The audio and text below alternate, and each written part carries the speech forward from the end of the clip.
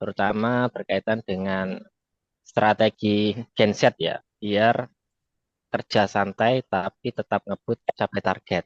Tapi sebelum masuk ke materi ya, kita coba kenalan dulu dengan sebuah pantun.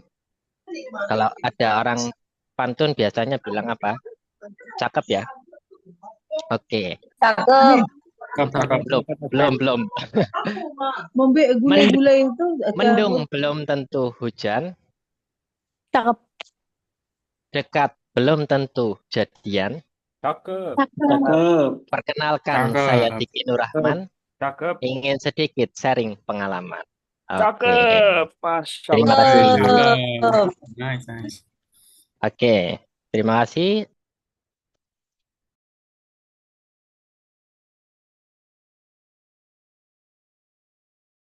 Coach, maaf masih di mute. Oh ya, sekarang sudah jelas ya? Oke, Sudah. oke. Tapi tadi pantunnya terdengar nggak sampai akhir? Terdengar, Coach. Terdengar jelas sekali kok. Oke, Cakep, baik. Coach. Terima kasih. Nanti kalau ada misalnya kayak mic-nya bermasalah atau share screen-nya tidak kelihatan, konfirmasi lewat suara ataupun di kolom chat ya. Siap, Coach. Oke, baik. Terima kasih. Tadi saya ulangi lagi, saya tinggal di Sidoarjo ya, Surabaya. Tadi saya cek di kolom chat ada dari berbagai daerah. Yang belum absen boleh absen di kolom chat ya. Saya lihat tadi ada yang dari Bekasi, Bandung, ada yang dari Gresik. Nah, ini Gresik bisa silaturahmi nih. Ada yang dari Jakarta, Yogyakarta. Yang belum absen nanti bisa absen ya di kolom chat. Kemudian kesibukan saya selain menjadi seorang trainer, saya juga seorang tutor di bimbingan saya sendiri, yaitu bimbingan belajar mandiri course, dan sebagai trainer juga di Self Development Indonesia, dan sebagai asisten dosen bimbingan konseling Islam di Winston Ampel, Surabaya. Dan di sini ada media sosial saya, ada Diki Pembelajar Sejati. Nah, nama membawa rasa ya. Jadi pembelajar sejati di sini maksudnya adalah belajar dari siapapun, kapanpun, dan dimanapun. Dan kesempatan pada sore hari ini saya ingin sedikit sharing karena ini temanya tentang Gen Z. Jadi generasi yang kelahirannya 1997 ya, sampai dengan 2000 sekian gitu. Tapi saya pengen absen dulu di sini pada Gen Z, milenial atau boomer. Gen Z. Gen Z, Gen Z. Oh, Gen Z. Oke, Gen Gen Z, Z. Gen Z. Gen Z. Milenial ada? Milenial satu di sini. Oke, hadir. Oke, Mas Rehan ya. Oke, terima kasih. Gak apa-apa ya. Jadi di luar Gen Z boleh juga belajar. Oke, itu ya untuk perkenalan singkat saya. Nanti kalau misalnya teman-teman mau minta fallback DM aja ya. Insya Allah saya fallback. Nanti bilang dari webinar ya, biar nanti tidak salah sangka. Oke, ini untuk lisensi dan sertifikasi saya semenjak tahun 2021 sampai sekarang. Total hampir 40-an ya. Jadi sesuai dengan username-nya, saya suka belajar ya. Jurusan S1 sama S2 saya komunikasi, cuma saya suka belajar banyak hal, terutama di bidang psikologi, pendidikan, dan pengembangan diri. Pada akhirnya di tahun 2024, saya mendirikan lembaga Self Development Indonesia, yaitu training, sertifikasi, dan berbagai kegiatan lainnya. Dan di sini dari tahun 2021 sampai 2025 sangat bermanfaat ya untuk diri saya, baik untuk pengetahuan, untuk pendidikan, ataupun untuk pekerjaan. Jadi semakin kita punya ilmu, itu kita bisa menentukan pilihan. Tapi kalau misalnya kita kekurangan ilmu, itu pilihannya cuma satu, mau terima atau tidak. Jadi ketika kita punya banyak ilmu, kita bisa bebas memilih. Kadang jadi trainer public speaking, kadang hipnoterapis, kadang jadi motivator, kadang jadi trainer, kadang jadi konselor, kadang jadi tutor. ada yang jadi dosen. Jadi fleksibel gitu. Dan ketika seseorang punya pilihan, banyak pilihan, itu bisa lebih santai dalam menjalani kehidupan sehari-hari. Jadi tidak terikat dengan tanda kutip lembaga atau perusahaan. Masih boleh bekerja dengan perusahaan, lembaga, dan sebagainya. Cuma nanti setelah pulang kerja kita juga punya opsi untuk mengembangkan diri atau mengembangkan bisnis atau usaha yang kita miliki. Nah, seperti tadi yang sudah diucapkan oleh moderator, saya harap saya panggilnya teman-teman dan rekan-rekan ya untuk menyiapkan catatan. Sudah disiapkan ya catatannya? Aman, Oke, Mas. kemudian Aman, Coach. Aman. Nah, saya harap aktif berpartisipasi. Mungkin untuk host ataupun CEO host, nanti untuk kolom chatnya dibiarkan aja ya. Biar nanti peserta bisa aktif di kolom chat, nggak apa-apa. Karena memang saya sudah terbiasa dengan banyaknya audiens, jadi kalau misalnya banyak eh, catatan di chat ya nggak apa-apa. Intinya masih berhubungan dengan webinar ya. Dan saya harap para peserta juga mengaktifkan kameranya ya, biar saya tahu wajah-wajah ganteng sama cantiknya. Oke, saya lihat ada 2 atau 3 slide ya yang baru open kamera. Saya pengen tahu wajah ganteng sama cantiknya. Oke, sudah siap ya untuk sharing belajar seputar hal yang mungkin teman-teman idam-idamkan ya sampai saat ini. Terutama setelah adanya pandemi ya. Nah, sekarang sudah serba digital dan semuanya bisa dilakukan dari rumah. Dan kebetulan memang saya kerjanya dari rumah. Nah, kalau misalnya di luar itu biasanya nunggu undangan ataupun biasanya sebagai asisten dosen. Nah, pertanyaannya, siapa di sini yang merasa sibuk tapi hasilnya belum seberapa? Ayo, siapa? Katakan saya. Sibuk sama produktif beda ya. Oke, boleh Saya. dituliskan di kolom chat biar tidak benturan suaranya. Oke, boleh dituliskan di kolom chat. Kalau tulisannya kecil berarti biasa, tapi kalau sayanya pakai A-nya panjang berarti sangat tidak sesuai gitu ya. Oke, boleh dituliskan di kolom chat. Saya pengen tahu kira-kira ada yang sok sibuk padahal hasilnya nggak ngapa-ngapain ya. Nah, ini yang tulisannya besar ini berarti relate banget ya. Oke, boleh dituliskan di kolom chat. Oke, banyak ya ternyata.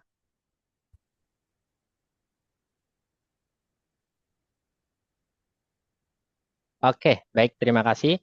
Ternyata banyak ya yang masih merasa sibuk, tapi hasilnya belum seberapa. Ingat teman-teman, ingat rekan-rekan, sibuk sama produktif itu berbeda ya. Jangan sampai kita sudah menghabiskan banyak waktu, tapi tidak menghasilkan apa-apa. Sederhananya, produktif itu menghasilkan sesuatu ya. Itu kan dari asal kata produk ya. Jadi menghasilkan suatu produk. Nah, dikatakan seorang produktif itu ketika 3 hal. Bekerja, belajar, dan berkarya. Boleh ditulis ya, karena ini tidak ada di slide. Bekerja, belajar, dan berkarya. Ketika teman-teman bekerja, teman-teman pasti mendapatkan uang ya, mendapatkan pengalaman. Nah, ketika teman-teman belajar, teman-teman dapat ilmu dan mendapatkan sebuah keahlian. Dan ketika teman-teman berkarya, teman-teman berkontribusi untuk keilmuan ataupun benefit yang dimiliki masing-masing. Nah, itu dikatakan seorang produktif ketika bekerja, belajar, dan berkarya. Dan di sini saya merasa masih banyak yang kuliah ya, dan ada yang bekerja, bahkan ada yang keduanya, bekerja dan berkuliah, serta berkarya mungkin ya. Dan alhamdulillahnya waktu saya S1 itu juga melakukan ketiga hal tersebut. Apakah bisa bersamaan? Jawabannya bisa banget. Nah, jadi bekerja bisa, belajar bisa, dan berkarya bisa. Oh, masih SMA. Oke, nggak apa-apa kalau masih SMA. Justru ketika masih SMA, sudah ikut webinar kayak gini, nanti mindsetnya jadi berubah. Oh, setelah lulus tidak hanya sekedar mencari kerja, tapi juga meningkatkan kapasitas diri. Ketika kapasitas diri kita naik, value kita naik, otomatis kita akan mendapatkan pekerjaan yang baik. Dan otomatis juga gajinya juga lebih tinggi. Oke, kita lanjut. Jadi masih banyak ya yang merasa dirinya sibuk, tetapi hasilnya belum seberapa. Banyak Gen Z ingin kerja dengan freedom, secara bebas, tapi tetap ingin hasil cepat. Benar atau betul? Benar atau betul? Pengennya Benar, benar. benar ya. Oke, pengennya kerjanya hanya beberapa jam aja, tapi hasilnya dapat cuan 1 minggu 1 juta atau 2 juta. Pengen banget ya. Nah, masalahnya kadang yang dikejar cuma gaya, bukan sistem kerja. Ingat ada sistemnya ya. Jadi tidak serta-merta kita bekerja keras saja, tapi juga harus ada sistemnya, polanya. Padahal rahasia sukses itu bukan kerja lebih keras, tapi kerja lebih sadar dan lebih terarah. Kayak teman-teman naik kereta gitu, misalnya dari Surabaya ke Jakarta. Ya lama, tapi lebih lama lagi kalau misalnya arahnya salah. Ke Surabaya, dari Surabaya ke Jakarta arahnya ke Papua. Pakai kereta air ya. Jadi teman-teman harus punya arah. Nah, arah dan sadar bahwasanya oh selama ini saya belum seproduktif itu. Nah, oleh karena itu kita akan bahas tips dan rahasia bagaimana kita bisa kerja lebih santai dan hasilnya lebih optimal tentunya. Nah, ingat teman-teman, santai itu bukan lambat. Santai itu ketika kamu tahu arah, tahu cara, dan tahu harus ngebut. Oh, sekarang waktunya deadline. Nah, ini berarti saya harus fokus mengerjakan sampai selesai nih. Project dari bos ataupun project dari atasan. Kalau sudah selesai, baru bisa santai. Tapi jangan santai-santai dulu. Terus ketika deadline-nya hadir, tidak selesai, malah dimarahin bos. Oleh karena itu, selesaikan deadline-nya dulu. Tentu saja perlu prioritas ya, dan cara mengerjakan tentunya. Nah, sekarang kita akan bahas bagaimana mindset dasar kerja santai itu sangat berbeda ya. Tentunya dengan malas. Beda ya, kerja santai sama malas. Malas itu rebahan mulu sambil scroll-scroll gak jelas ya. Sampai berjam-jam, sampai lupa waktu, sampai ketiduran. Nah, itu males ya. Nah, kalau kerja santai itu ada caranya. Nah, teman-teman mungkin pernah lihat temennya, kok dia kelihatan nggak kerja, tapi kok uang ada aja gitu. Oh, ternyata setelah ditelusuri, orang tuanya kaya. Terus ada yang punya bisnis, cuma nggak bilang-bilang sama temannya, takut pinjam dulu 100 gitu ya. Kalau kita punya teman kaya atau punya berduit kan biasanya diminta pinjam dulu lah, nanti saya ganti.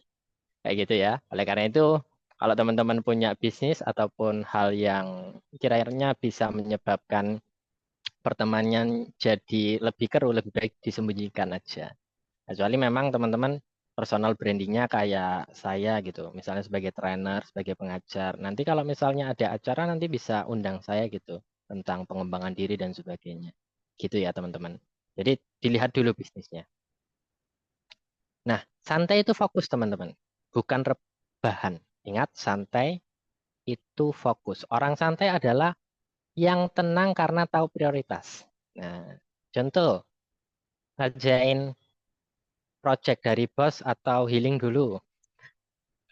Kerjaan project dari bos dulu ya, baru setelah itu Healing dulu. healing. Oh, ada yang healing dulu. Oke, biasanya yang healing dulu udah sering dikasih deadline sama bos ini. Oke, nggak apa-apa ya healing dulu, tapi ingat jangan jauh-jauh. Ya mungkin nonton bioskop atau makan minum gitu. Favorit atau jalan-jalan sama temen nongkrong gitu gak apa-apa ya. Tapi kalau sampai keluar pulau, keluar negeri, malah pinjol malah ini. Oleh karena itu fokus pada hal yang diprioritaskan terlebih dahulu. Oh, teman-teman sekarang bekerja, ya berarti fokusnya pada kerjaannya. Oh, sekarang teman-teman sekarang kuliah, ya berarti fokus pada perkuliahannya, tugasnya.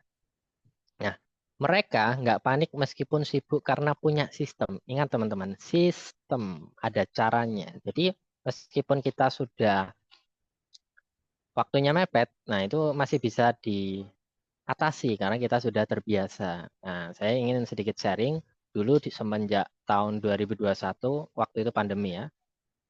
Nah, sambil saya belajar ikut webinar, ikut training dan sebagainya, saya juga ada gambaran, oh nanti saya fokus 1 tahun belajar, tahun depan saya pengen jadi pembicara atau trainer.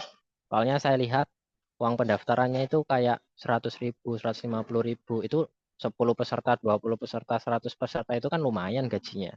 Dan saya pengen jadi seorang trainer, public speaker.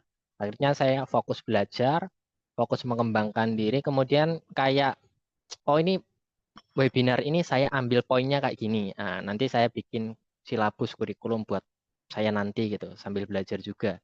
Jadi sambil belajar, mengajar, kemudian saya sharing juga di komunitas saya. Waktu itu 1 tahun secara gratis. Jadi saya bikin webinar, bikin sertifikat, kemudian sharing, dan itu membantu saya banget untuk mengasah keterampilan berbicara. Karena waktu itu saya memang orangnya sangat introvert ya. Oleh karena itu saya perlu banyak ngomong. Nah, waktu itu kan dibatasi ya. Nah, dibatasi oleh karena itu forum yang paling gampang ya memang ya kegiatan webinar gitu, atau bikin konten. Ingat, santai itu bukan karena nggak peduli ya, tapi karena kamu sudah siap. Siap ilmunya, siap sistemnya, dan siap caranya. Kita lanjut. Ingat, target itu arah bukan tekanan ya. Banyak anak muda takut dengan kata target. Nah, saya ganti aja, bukan target, tantangan. Nah, teman-teman lebih suka tantangan atau target? Tantangan ya, ya kayak main game itu Tantangan. loh. Kayak main game itu kan ada level 1, level 2, level 3.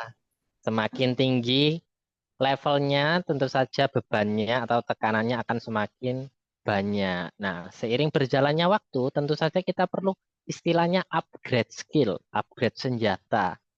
Nah, upgrade skill dan upgrade senjata di sini adalah pengetahuan dan keterampilan.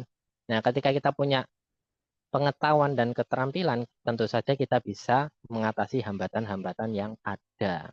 Dan ingat, target itu kayak GPS, membantu kamu tetap di jalur yang benar. Jadi nggak sampai hilang arah. Kerja tanpa target itu kayak jalan jauh tanpa peta. Capek, muter-muter, nggak nyampe-nyampe, nggak jelas.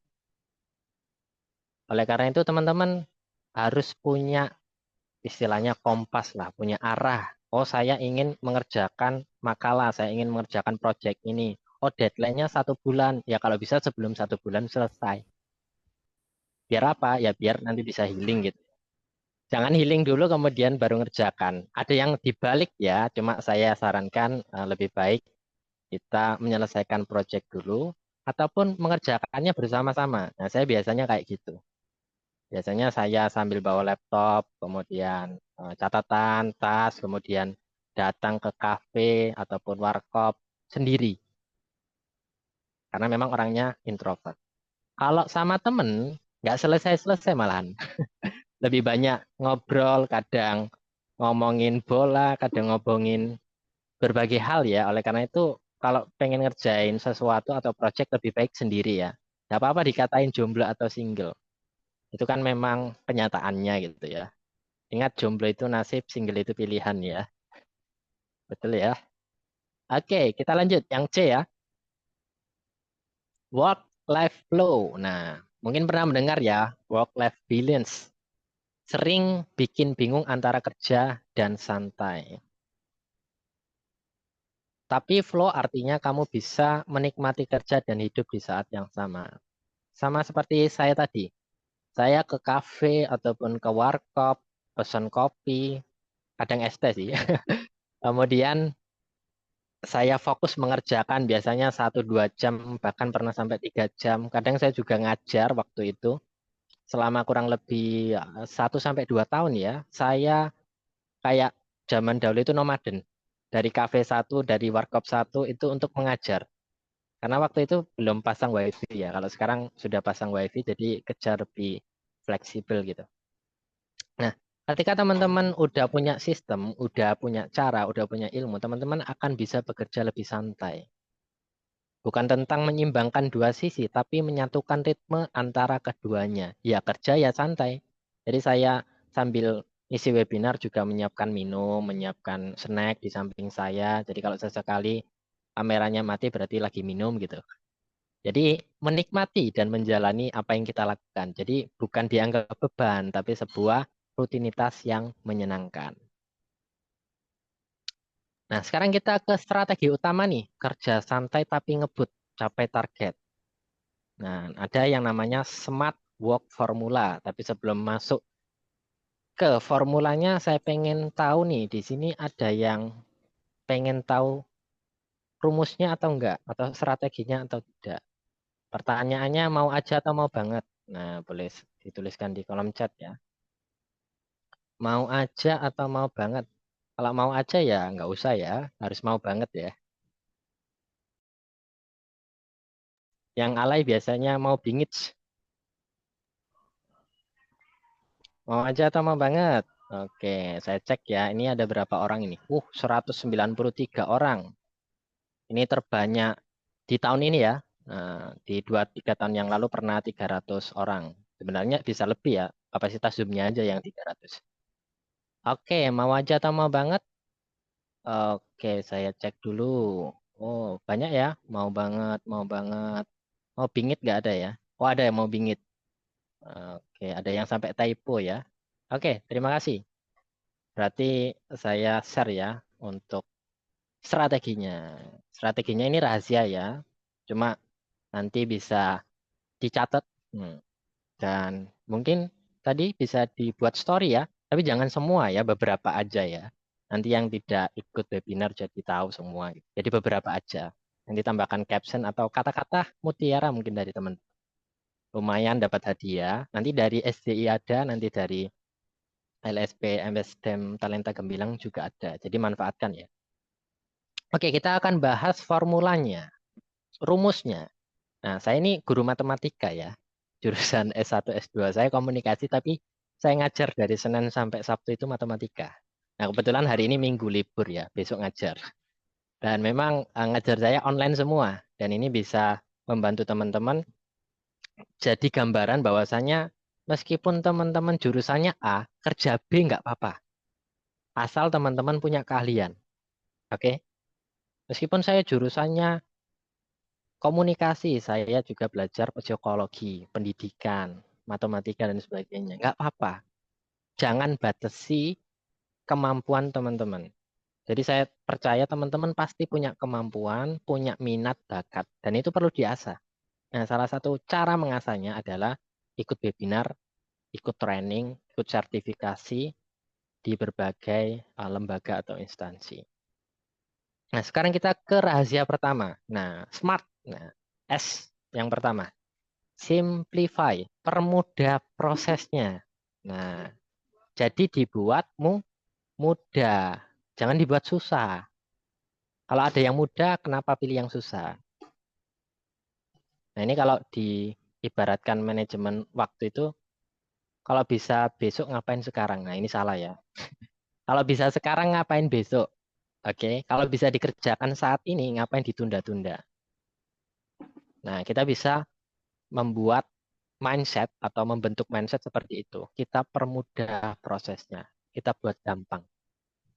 Pecah target besar jadi langkah kecil. Ya ibarat teman-teman naik gunung gitu. Jadi tidak langsung sampai ke puncak. Kecuali teman-teman naik helikopter ya, beda lagi. Nah, teman-teman pasti akan menaiki tangga-tangga, jalur-jalur. Dan itu pasti banyak tantangan dan hambatan. Oleh karena itu teman-teman perlu yang namanya memecahnya. Oh, saya di pos A, di pos B. Nah, saya kerjakan A sampai C dulu, baru D sampai E, dan seterusnya. Dan memang untuk kata-katanya itu contohnya seperti ini. Daripada bilang aku mau sukses, ubah jadi aku mau rutin upgrade skill 15 menit sehari. Nah, ini kalau konsisten, teman-teman akan jadi versi terbaiknya. Ada penelitian yang dilakukan oleh psikolog Amerika itu mengatakan seorang dikatakan ahli itu ketika melewati 10.000 jam. Nah, teman-teman kalau pengen melewati 10.000 jam, teman-teman tentu saja harus belajarnya upgrade dirinya setiap hari ya. Nah, teman-teman sudah bagus, sudah good, menyediakan waktu hari ini 1-2 jam ke depan buat belajar tentunya ya. Dan itu adalah salah satu cara untuk meningkatkan kapasitas diri. Nah, ketika kapasitas dirinya bagus, baik, tentu saja akan banyak dicari orang ya. Dan teman-teman pasti punya pilihan. Tapi kalau teman-teman tidak belajar, nah, teman-teman hanya punya satu pilihan, terima kerjaan itu atau tidak. Dan itu yang saya alami waktu saya baru lulus SMA. Nah, ketika saya baru lulus SMA, itu antara kuliah sama kerja. Antara kuliah dengan kerja. Jadi waktu itu ujian tes ya, tes tulis, undangannya gagal, kemudian alhamdulillahnya tes tulisnya diterima, dan waktu itu saya masih bekerja. Saya baru bekerja 1 bulan sampai 2 bulan, hampir 2 bulan. Dan saya merasakan waktu itu cari uang itu ya kayak gitu, capek banget, lelah. Jadi ketika pulang itu kayak pengen rebahan aja, pengen istirahat aja. Tapi seiring berjalannya waktu, saya berpikir gimana ya caranya tetap bisa kuliah dan tetap bisa kerja, dapat uang. Akhirnya saya memutuskan untuk resign dan memilih kuliah, dan sambil kuliah saya juga jualan dan mengajar. Ikut orang dulu 1-2 tahun, kemudian mendirikan lembaga bimbingan belajar mandiri kos, dan alhamdulillah sekarang ada di Self Development Indonesia. Jadi bertahap teman-teman. Jadi nggak bisa langsung naik, kecuali teman-teman punya orang tua yang kaya tanda kutip ya, atau punya relasi gitu. Nah, itu bisa cepat. Dan itu step by step.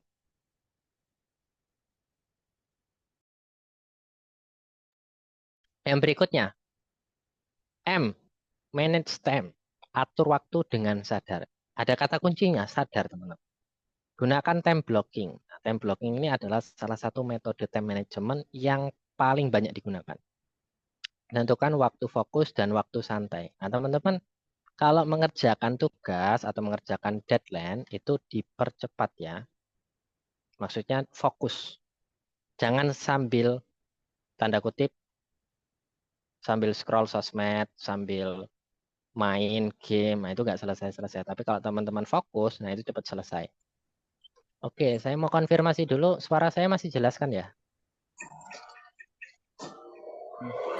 Masih coach, masih kok. Aman, aman, aman. Masih Oke, coach, aman. masih Terima terdengar kasih ya. jelas. Oke, kita lanjut. Nah, kita lanjut. Dan ingat teman-teman, rekan-rekan hindari multitasking. Nah, biasanya yang cowok-cowok ini agak sulit multitasking ya, karena memang diciptakan otaknya ya seperti itu. Tapi kalau perempuan biasanya lebih banyak, lebih bisa ya multitasking. Tapi idealnya lebih baik menyelesaikan satu hal terlebih dahulu daripada semua hal secara bersamaan. Bisa selesai, cuma hasilnya kurang efektif dan efisien. Jadi ketika seorang menyelesaikan sesuatu dengan bersamaan itu hasilnya kurang optimal. Ya kayak sederhananya teman-teman makan sama minum bersamaan. Sambil bicara lagi. Nah itu nanti tersedak ya. Sederhananya gitu teman-teman. Jadi memang lebih baik kita pecah, kita fokus yang satu dulu, selesaikan yang A, baru ke B, baru ke C, dan seterusnya. Oke, itu tips yang kedua ya, manage time, atur waktu secara sadar. Kita lanjut.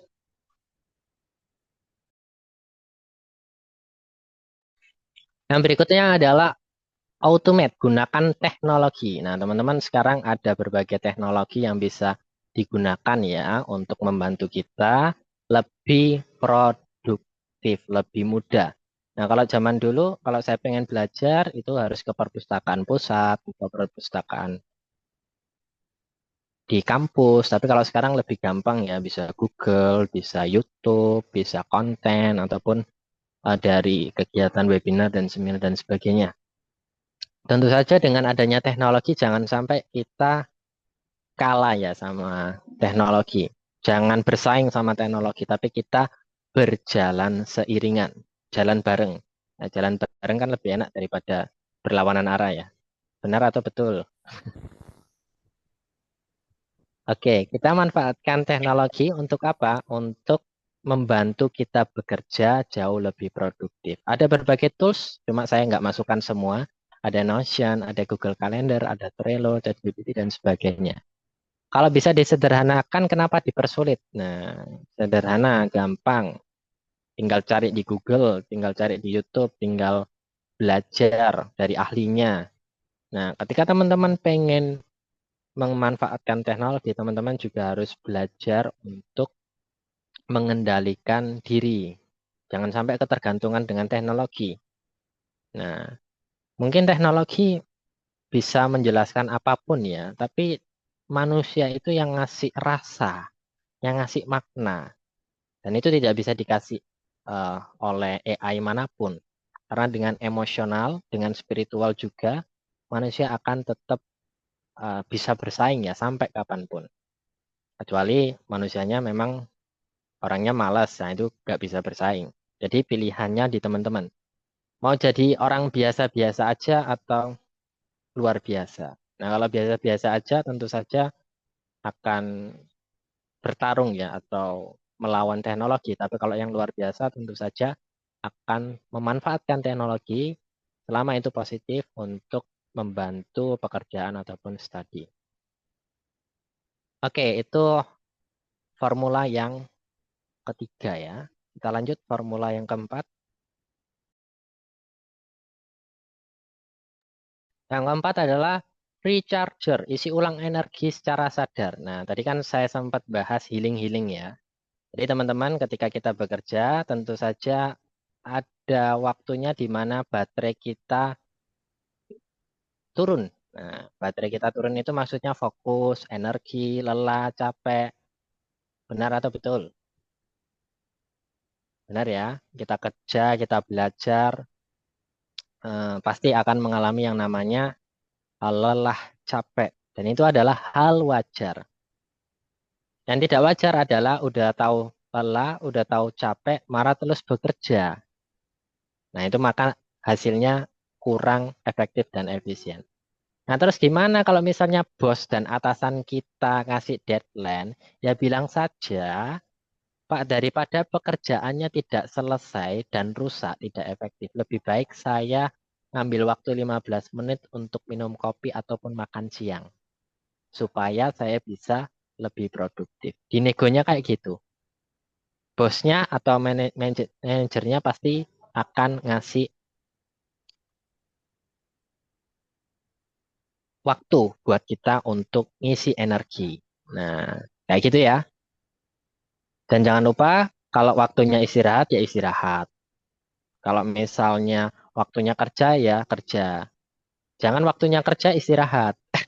Jangan waktunya istirahat kerja. Nah, itu kayak siapa ya? Tidur-tidur saat kerja. Nah, ini bahaya ya. Oke.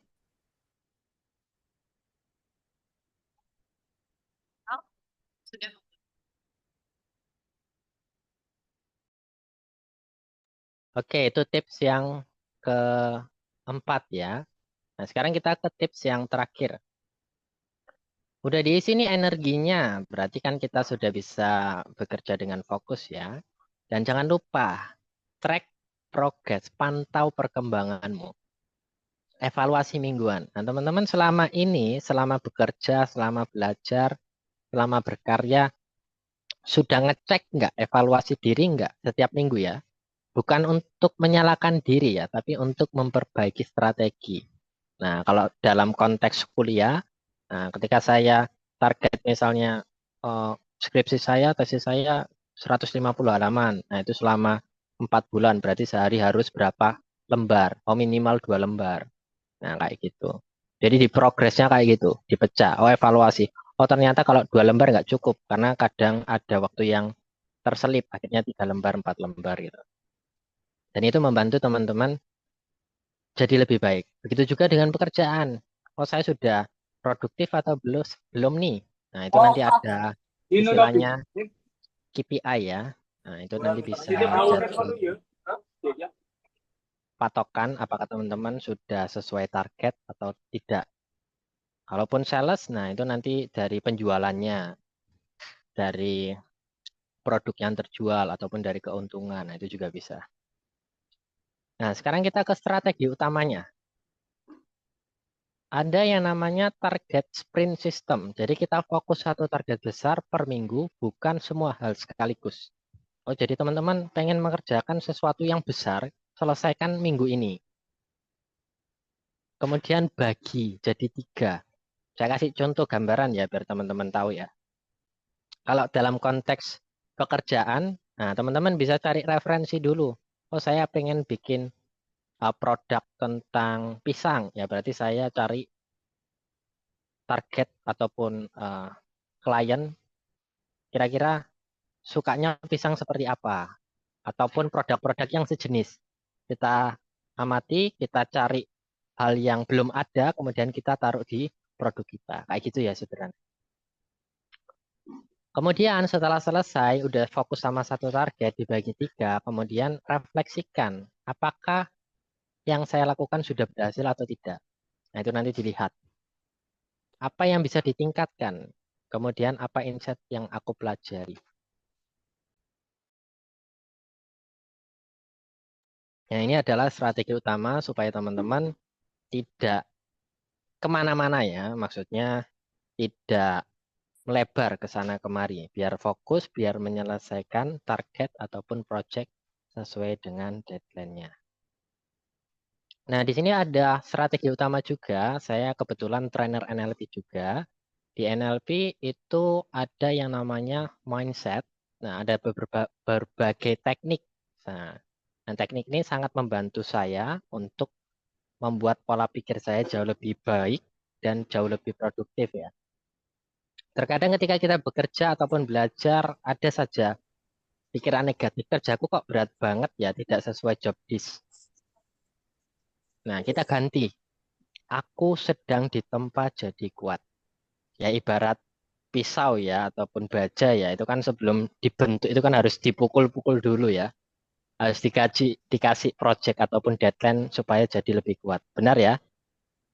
Sama juga, saya juga mengalami teman-teman. Waktu saya bekerja waktu itu 3 hari pertama disuruh ngepel sama nyapu pabrik yang besarnya 100 meter. Nah, bayangkan teman-teman seberapa capeknya. Akhirnya semenjak itu saya lebih menghargai pekerjaan ya. Jadi cari cara gampang supaya jauh lebih produktif, jauh lebih menghasilkan. Nah, itu pengalaman. Jadi biar teman-teman tidak menyia-nyiakan waktu ya atau menyia-nyiakan apa namanya tempat kerja kita karena kita sudah diterima dan kita sudah diseleksi dari berbagai macam orang dan kita harus memberikan yang terbaik. Kalau tidak ngasih yang terbaik gimana coach? Jadi ganti. Nanti dipecat bisa-bisa. Oleh karena itu perlu yang namanya upgrade skill ya biar teman-teman bisa jauh lebih baik.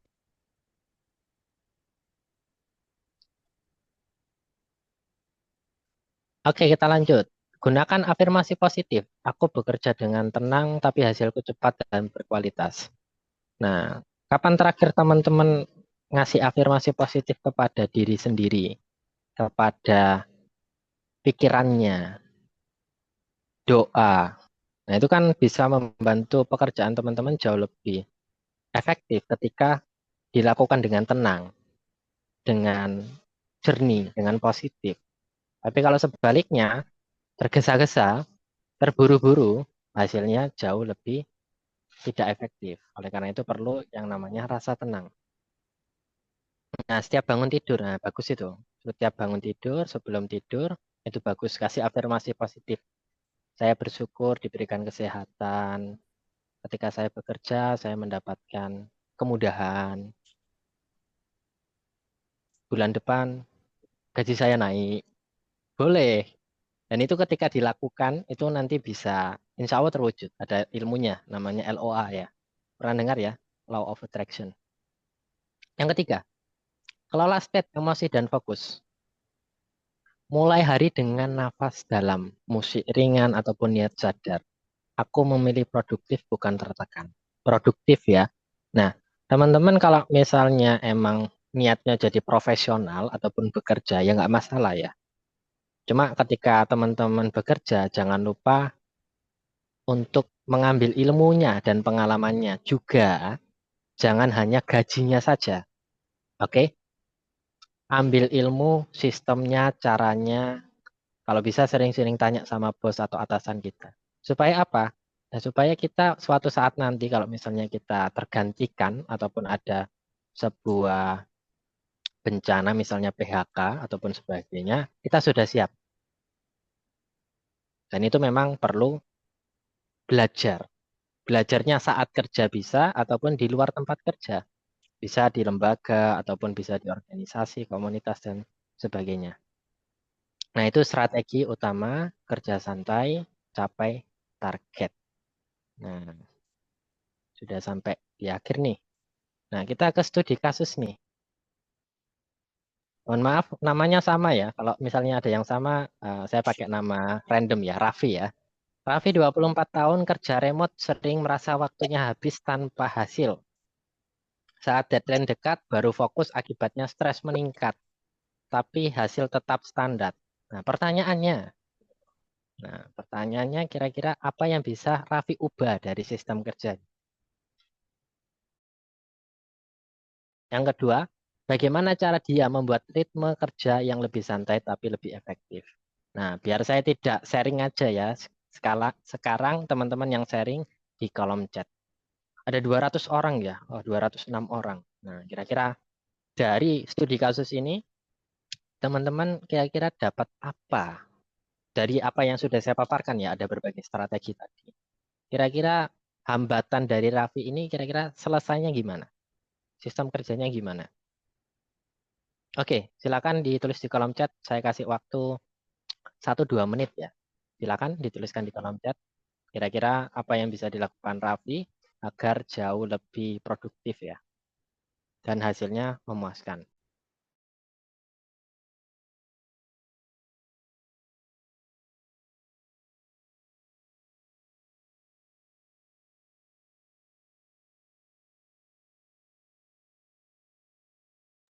Boleh singkat, boleh panjang, nggak ada salah benar ya.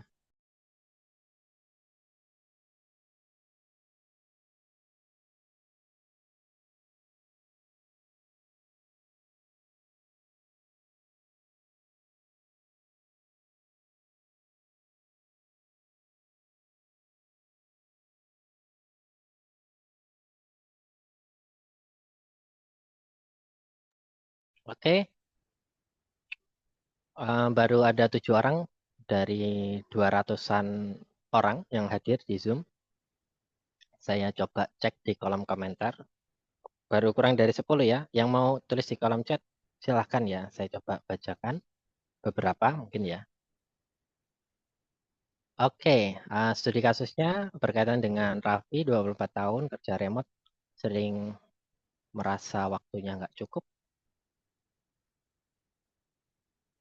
Saat deadline dekat, baru fokus akibatnya stres meningkat, tapi hasil tetap standar. Oke, ada 13-14 orang. Oke, ada yang menjawab, setiap hari berusaha memberikan, oh ini yang tadi ya. Oke, ada yang mengatur waktu, penjadwalan, ada yang memberikan prioritas. Oke, bagus. Ada yang time management, ada yang prioritas. Fokus ya, prioritas. Oke, bagus. Memberikan reward kepada diri sendiri, ya bisa. Nah, ini ada yang panjang juga ya. Berpikir tenang, fokus. Oke, prioritas. Oke, baik. Sudah ada gambaran ya. Teman-teman sudah bagus semua, rekan-rekan sudah bagus semua. Bikin to-do list, bikin skala prioritas, dan mengerjakan sesuai dengan deadline-nya. Nah, jadi sudah ada gambaran ya, kurang lebih saya ngomong 1 jam ini sudah bisa menjawab studi kasus yang relevan ya. Nah, ini juga sama kalau misalnya teman-teman masih sekolah ataupun masih kuliah ya. Jawabannya juga hampir sama. Jadi time manajemennya, prioritasnya, kemudian harus fokus, harus tenang, supaya teman-teman bisa menyelesaikan target sesuai deadline. Oke, terima kasih. Kita lanjut. Nah, sekarang di sini ada 7 tips. Nah, ini ada Cogan ganteng ya di samping ya. Ngasih 7 tips. Nah, buat teman-teman lebih sederhana, kerja santai, tapi tetap ngebut capai target. Nah, yang pertama tentu saja tulis 3 prioritas setiap pagi. Awali hari dengan to-do list. Kita prioritaskan, oh hari ini saya pengen belajar. Hari ini saya pengen fokus bekerja. Hari ini saya fokus healing dan sebagainya. Itu kita prioritaskan di awal hari. Gunakan teknik Pomodoro. Nah, penjelasannya gimana? 25 menit fokus mengerjakan, 5 menit istirahat. Belum selesai ya, masih lanjut ini materinya. Tetap stay di webinar ya, sampai akhir tentunya. Kemudian yang ketiga, rapikan ruang kerja dan pikiranmu. Nah, teman-teman, tidak hanya lingkungan saja, pikirannya juga perlu dirapikan. Nah, saya kebetulan juga nulis buku ya tentang merapikan pikiran ini, nanti saya informasikan di akhir. Jadi ketika teman-teman pikirannya jernih, hatinya tenang, itu kerjanya bisa produktif. Dan saya merasakan hal tersebut. Jadi pekerjaan yang biasanya dikerjakan berminggu-minggu, sekarang selesai dalam waktu 1-2 jam gitu.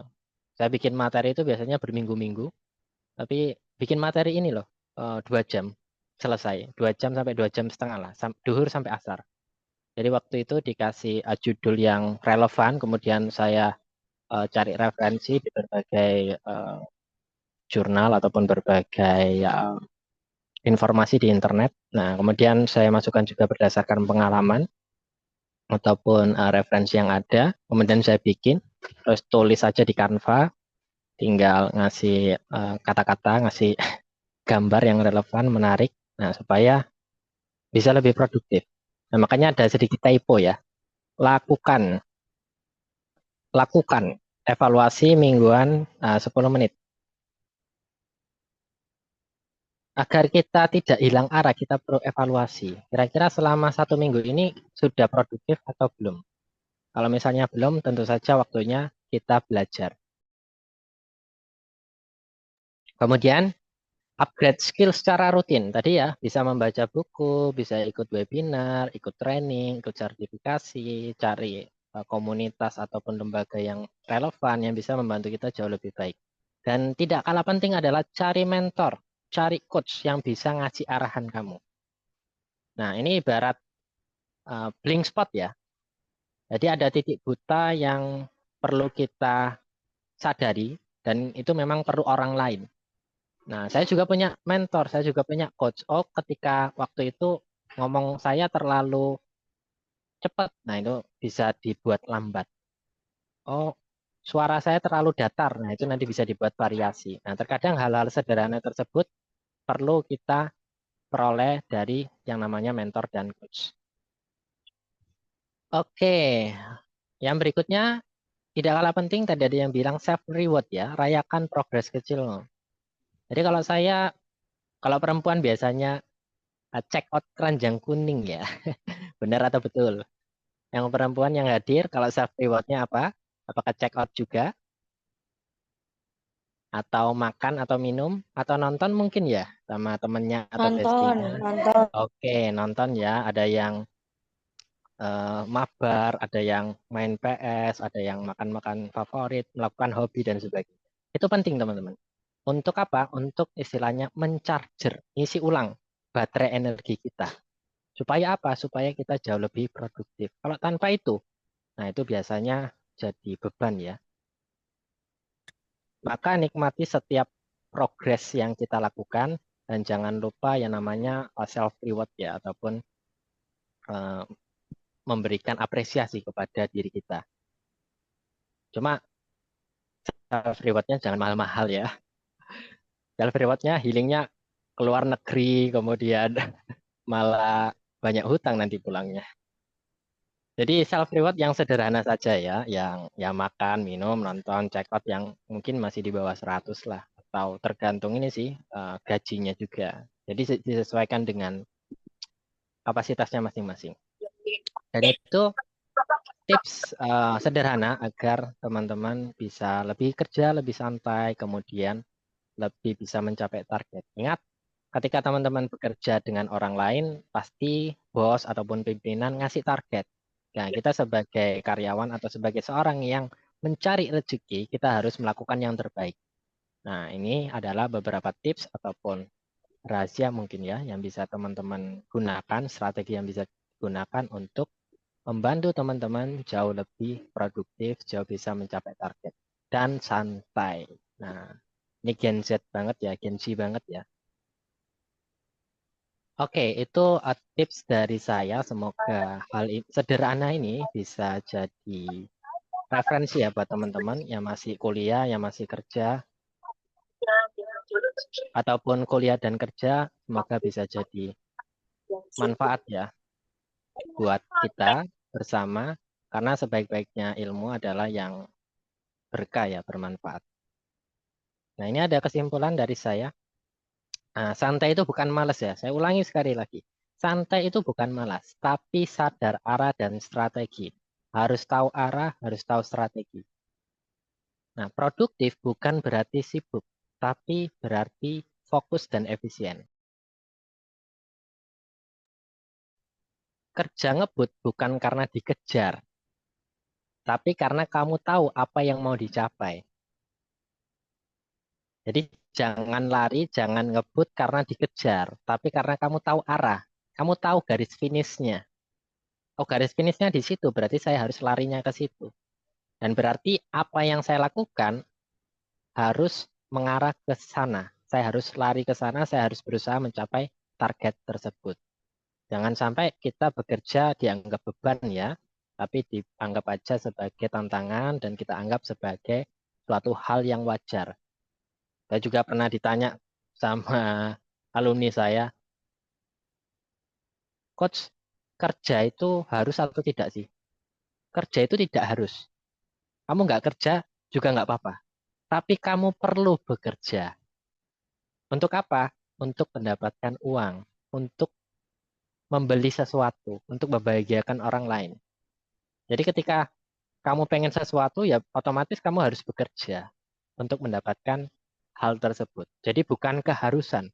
Tapi keperluan, kebutuhan. Nah, teman-teman pengennya bekerja untuk orang lain ataupun bekerja untuk diri sendiri.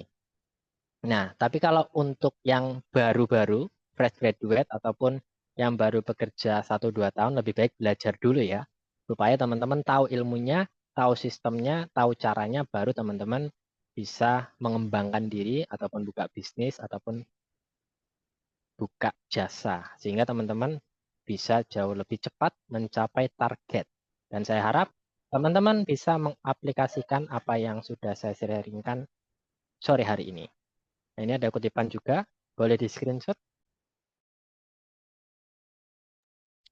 Di dunia kerja modern, Gen Z yang unggul bukan yang paling sibuk, tapi yang paling tahu cara mengelola fokus, waktu, dan energi. Bekerjalah dengan sistem, bukan dengan panik. Santai bukan berarti lambat, tapi berarti kamu tahu kapan harus melangkah dan kapan harus berhenti. Nah, itu apa yang saya sharingkan. Dan ini ada sedikit informasi tadi dari MSDM. Itu ada hadiah ya, 2 peserta ya. Nah, kalau dari BNS PRI, itu ada staf administrasi, kemudian ada supervisor, ada juga yang manajer. Dan teman-teman kalau misalnya aktif ataupun nanti bikin story, insya Allah akan mendapatkan vouchernya ya, ataupun gratis sertifikasi yang akan diundi oleh tim LSP MSDM. Nah, kalau dari Self Development Indonesia, nanti ada 5 peserta yang terbaik dari story Instagramnya, captionnya. Nah, itu nanti akan di DM pemenangnya dan akan disampaikan besoknya ya, di hari Senin ya. Paling lambat di malam hari. Jadi teman-teman kalau misalnya berminat di HR, di perkantoran ataupun di pekerjaan, bisa ikut sertifikasi ataupun pelatihan BNSP, ada staff, ada supervisor, ada manajer. Selain itu di SD juga ada pelatihan lainnya. Teman-teman pengen jadi pembicara sebagai seorang public speaker. Nah, itu bisa belajar dulu.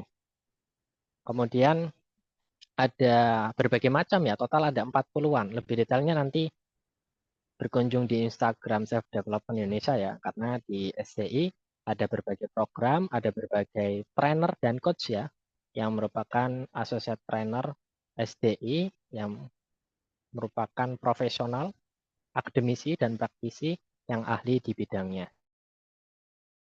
Dan salah satu cara terbaik untuk belajar adalah belajarlah dari yang terbaik sesuai dengan tagline SDI, be yourself and be the best version of yourself. Nah, tadi ada yang tertarik di dunia public speaking mungkin bisa membeli buku ya. Di sini kebetulan saya menulis buku. Alhamdulillahnya tahun ini menulis 3 buku, salah satunya Public Speaking Transformation karena memang keseharian saya berkaitan dengan public speaking. Nah, yang tertarik juga boleh dan misalnya teman-teman pengen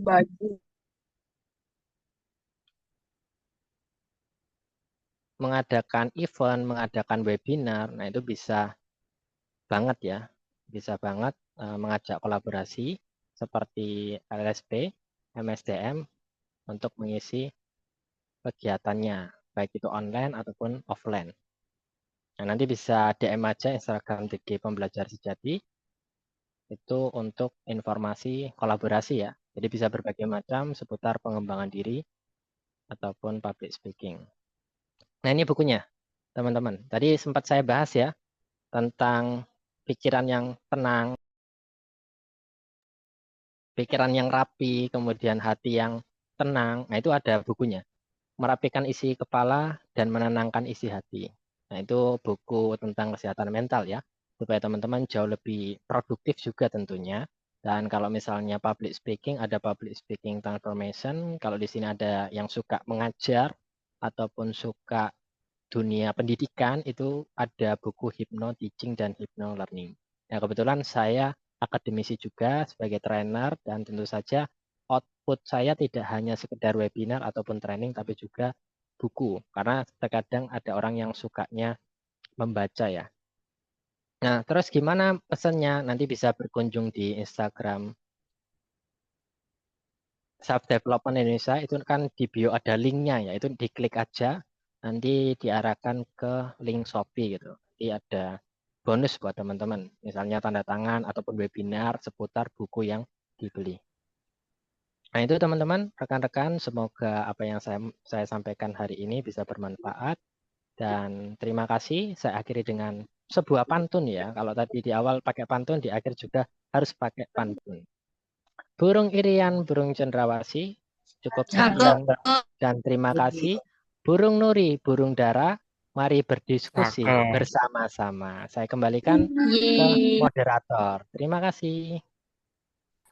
Oke, Kak Diki. Terima kasih, Coach. Luar biasa sekali ya teman-teman, insight dan yang sangat relatable banget untuk anak Gen Z sekarang. Tapi oke, sebelum itu, apakah suara saya terdengar jelas teman-teman? Kita dengar Kak. Terdengar Kak. Oke. Sekarang kita masuk ke sesi tanya jawab. Buat teman-teman semuanya yang punya pertanyaan, boleh langsung tulis di kolom komentar atau raise hand.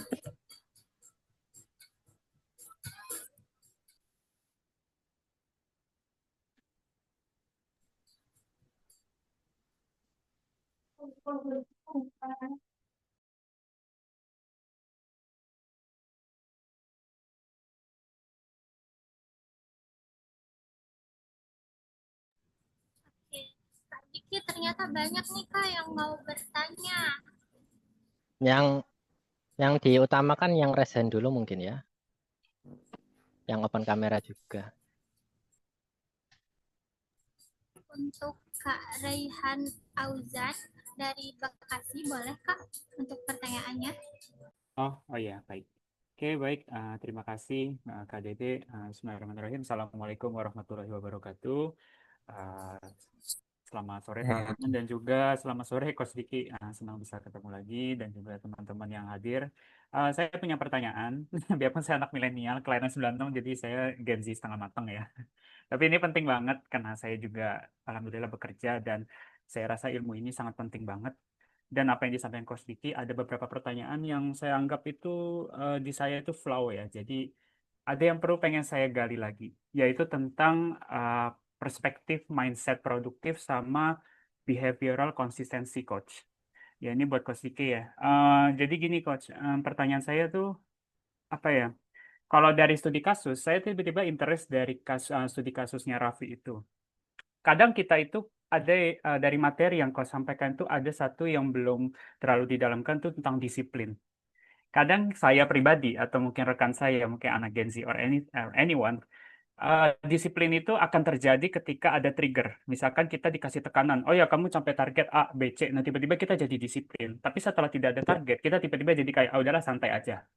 Nah, saya tuh pengen tahu kira-kira untuk menjaga ya konsistensi kita, perilaku kita menjadi seorang yang disiplin, itu sebenarnya sumbernya itu dari internal kita dulu, tanggung jawab internal, atau lebih ke kebiasaan eksternal yang diulang-ulang. Tuh, karena setiap orang itu kan ada yang mungkin memang dari dulu sudah di parenting ya sama orang tua itu internal, tapi ada yang memang dibiasakan dengan eksternal. Kalau dari materi coach itu kan teorinya benar gitu, tapi pengen tahu secara praktikal di lapangan tuh secara kita otak kita itu untuk membangun kebiasaan disiplin tuh enaknya itu atau efektifnya ya. Baik coach pengalaman coach atau insya Allah saya atau teman-teman di sini tuh dari dalam atau memang efektifnya dari luar. Maksudnya bisa ada efektivitas ya itu terhadap tekanan gitu. Dan juga satu lagi niat gitu. Itu dari apa ya? Kalau dari dalam diri internal sama luar itu secara jangka panjang itu ya untuk menjaga motivasi itu baiknya dari dalam itu atau dari luarnya. Pola pikir itu atau struktur eksternal lah, terserah dari tekanan luar atau apa. Coping, kalau saya nyebutnya coping ya, coping mekanismenya. Itu aja Coach, terima kasih.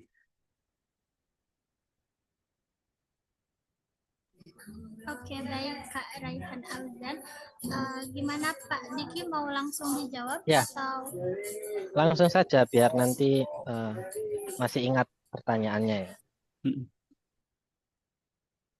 Oke, sebelumnya saya ucapkan terima kasih buat Mas Rehan sudah bertanya berkaitan dengan konsistensi ya, ataupun produktivitas ya, dan kedisiplinan ya. Nah, kira-kira yang lebih kuat itu yang motivasi internal ataupun eksternal. Nah, terus gimana cara membangun sistemnya, behavior konsistensi ya. Nah, berkaitan dengan sebuah motivasi, tentu saja ada yang namanya why, alasan. Kenapa sih saya harus bekerja? Kenapa sih saya perlu bekerja? Nah, itu diperkuat terlebih dahulu. Apakah untuk dirinya sendiri ataupun untuk keluarganya ataupun untuk saudaranya.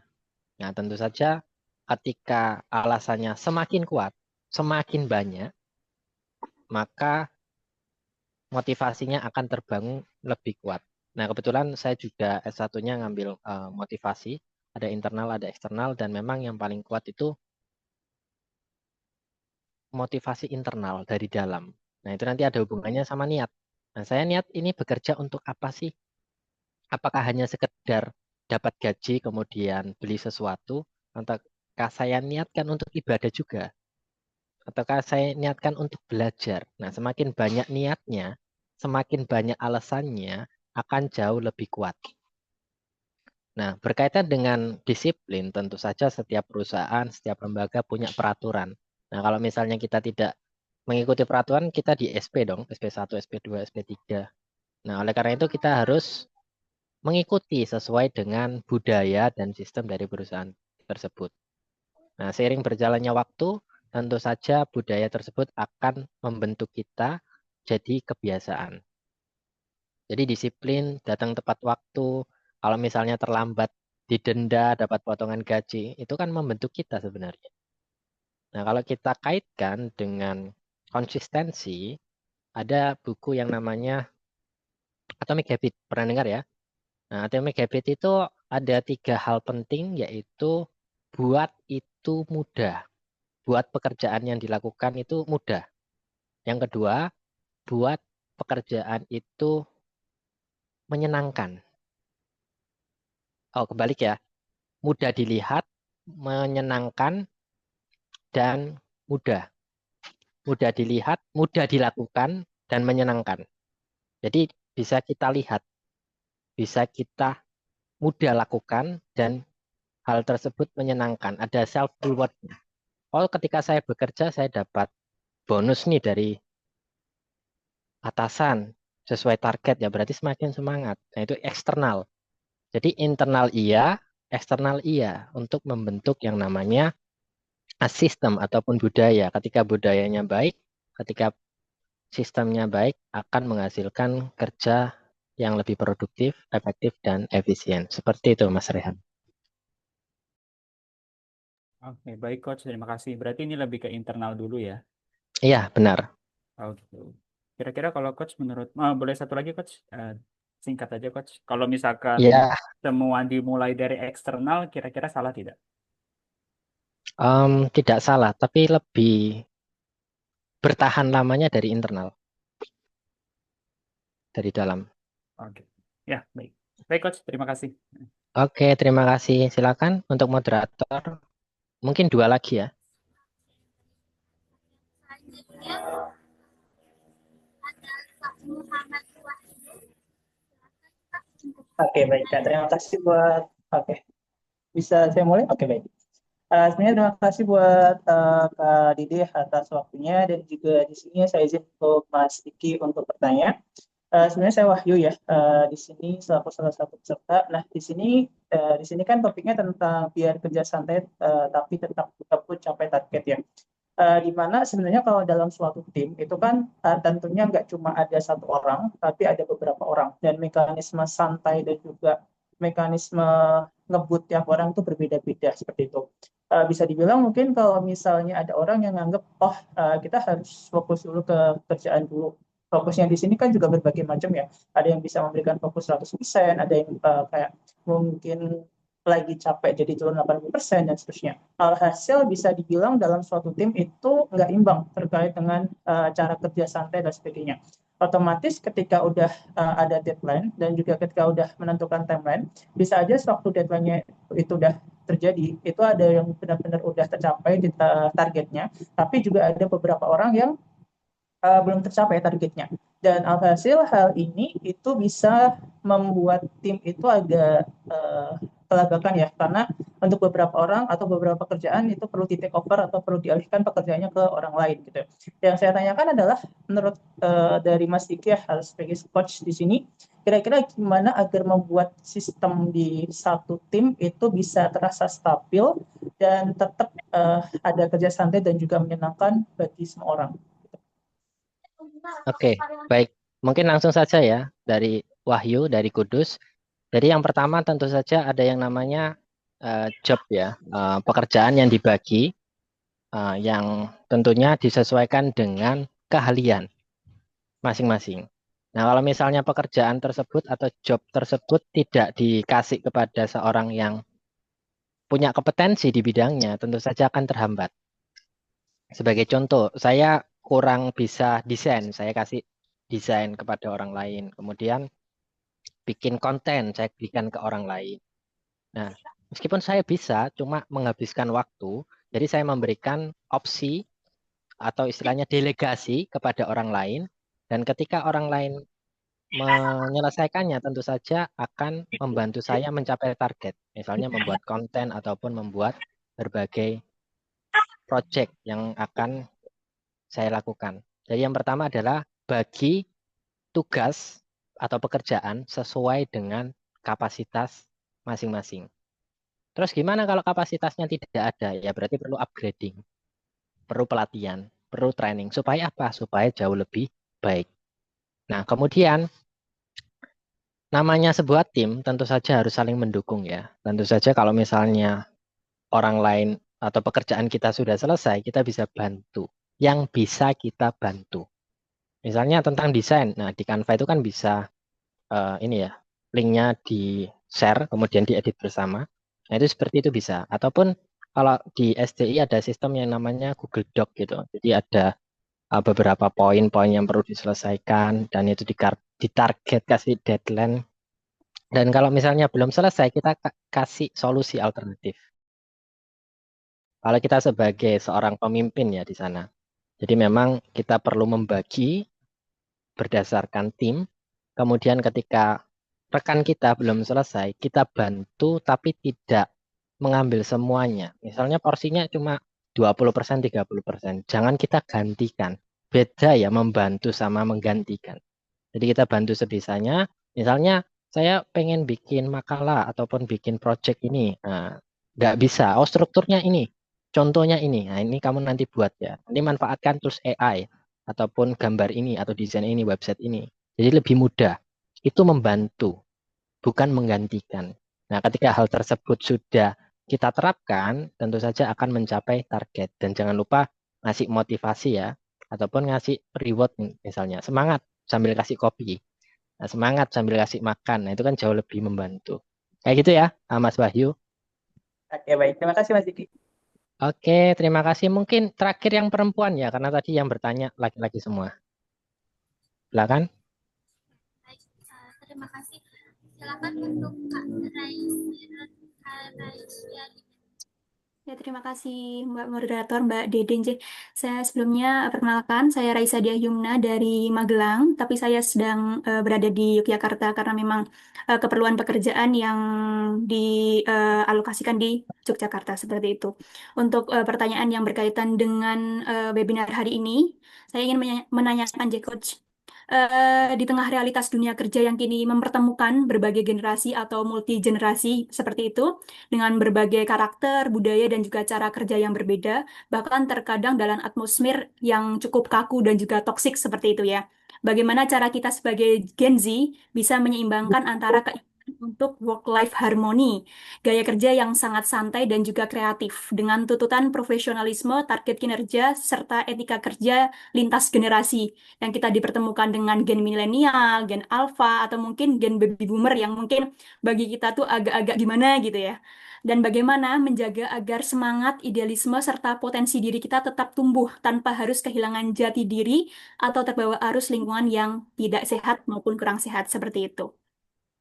Terima kasih, Coach. Oke, baik. Sebelum saya jawab, pekerjaannya sebagai apa ya?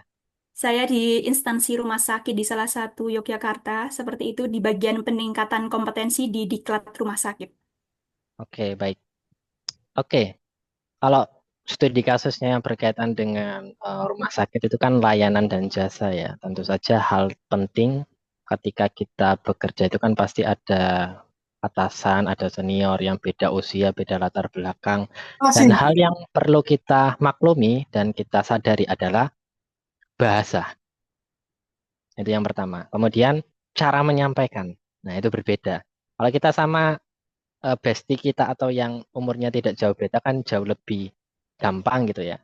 Nah, tentu saja kalau misalnya beda generasi, itu komunikasinya lebih ditata dan cari waktu yang tepat. Bisa secara langsung ataupun mungkin lewat WA atau dalam ketikan dalam bentuk surat. Dan ingat ketika menyampaikan masukan ataupun kritik dan sebagainya, jangan di depan banyak orang. Oke, secara personal aja. Itu jauh lebih membantu, mendukung. Nah, dalam proses pelayanannya itu kan perlu service excellent ya kepada pasiennya, kepada keluarganya. Nah, tentu saja itu perlu yang namanya pelatihan, upgrading. Nah, itu tidak serta-merta habis wawancara, kemudian habis seleksi, udah sesuai nilainya, udah sesuai wawancara lancar. Nah, kita perlu yang namanya upgrade. Ya, training internal lah, ataupun memanggil seorang yang excellent ketika melayani SOP-nya kayak gini loh. Nah, terkadang apa yang disampaikan lewat kertas itu, kalau nggak kasih contoh itu agak gimana dalam lapangan. Sebagai contoh, ketika ada masyarakat ataupun pasien yang marah-marah, bagaimana cara kita menghadapinya? Nah, kalau dalam teknik NLP di buku saya itu caranya tarik nafas dulu, tahan, hembuskan, kemudian tenang, sabar, sambil senyum. Oke, baik Ibu. Nah, baik Bapak, terima kasih atas keluhannya. Nah, saya catat dulu ya Ibu. Oke, boleh kasih nomornya? Oke, nanti saya hubungi lagi ya. Nah, kalau yang kita lihat di media sosial ini kan pelayanannya kurang. Nah, kalau misalnya pelayanannya kurang, kemudian di video viral, nah rumah sakitnya juga, tempat pekerjaan kita juga jadi buruk. Oleh karena itu, adab, etika, cara pelayanan, ataupun komunikasi juga penting. Upgrading, kemudian cara menyampaikan ataupun masukan itu juga penting untuk membantu kita jauh lebih baik. Nah, tentu saja kita sebagai pekerja pengen kita jauh lebih baik, entah itu jenjang karir ataupun sebagainya. Kalau saya tetap bekerja dan juga mengembangkan diri, cari potensi ataupun habit, ikut komunitas, ikut berbagai pelatihan, training, supaya apa? Supaya kita tidak hanya bekerja di rutinitas, tapi kita juga menemukan istilahnya passion lah. Tapi kalau pengen lebih jauh, namanya ikigai. Nah, nanti bisa cari aja. Jadi memang ketika kita hidup jauh lebih bermakna, jauh lebih bermanfaat, kita akan semangat untuk mencapai tujuan kita. Jangan sampai kita bekerja hanya sekedar dapat gaji saja, pulang capek, tapi kita harus membangun yang namanya budaya yang bisa membantu kita jauh lebih baik, baik itu perusahaan ataupun diri kita secara individu. Seperti itu. Semoga menjawab. Terima kasih. Ya, terima kasih Coach. Semoga dapat menjadi masukan maupun insight baru buat saya, Coach. Terima kasih. Oke, baik. Terima kasih untuk semua peserta yang sudah aktif dan tentunya terima kasih banyak kepada Pak Diki atas jawaban yang sangat super inspiratif. Oke, sebelum kita tutup, boleh kita sisi dokumentasi dulu ya teman-teman.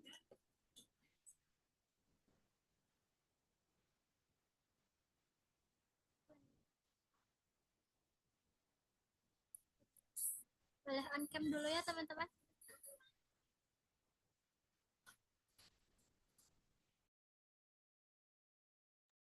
Suaranya kecil, Kak.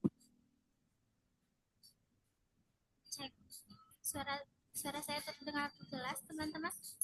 Oke, silakan teman-teman dinyalakan kameranya, tunjukkan wajah-wajah gantengnya sama cantiknya. Saya pengen tahu. Suaranya kecil. Oke, dinyalakan ya. Kalau suara saya jelas ya, aman ya. Jelas, jelas, Coach. Jelas. Oke, tunjukkan pesona Anda. Saya pengen tahu wajah gantengnya. Nanti diupload di Instagram ya. Nanti kalau nggak pakai pose yang bagus nanti diketawain orang nanti.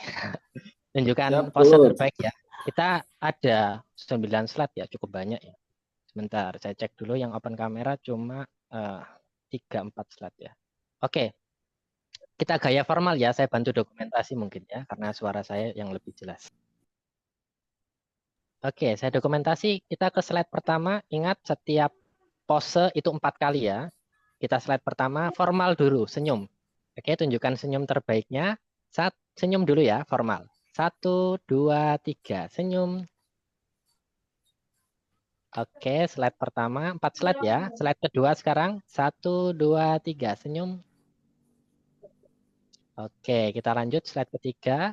Oh, hanya ada 3 slide ya. 1, 2, 3. Oke, sekarang kita pose bebas apa jempol ya. Bebas saja deh, sekalian. Ada 3 slide ya, bebas. Tunjukkan pose terbaik, jempol boleh, sarang hiu boleh, bebas. Oke, 1, 2, 3. Slide pertama. Senyum, bebas. Oke, slide yang kedua. 1, 2, 3. Senyum, bebas. Oke, slide terakhir. 1, 2, 3. Oke, baik.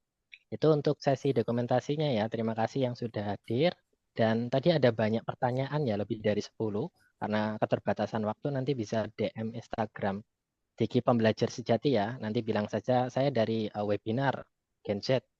Kerja santai, belum terjawab. Nah, tapi jangan lupa follow dulu ya.